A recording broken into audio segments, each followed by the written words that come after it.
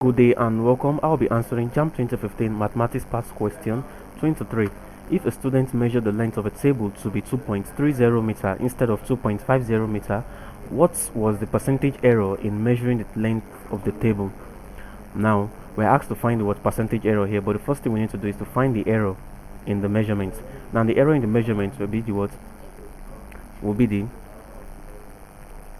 actual length, which is 2.5 meter, minus the measured length, which is 2.3. So we have a difference of 0.2 meters. Now the percentage error will be equal to the error, which is 0.2 all over the actual length, which is 2.5, then multiply by 100, and that will give us 8%. So the percentage error is 8%, which is option B. Thank you, and ensure to subscribe to the channel for more videos in past questions.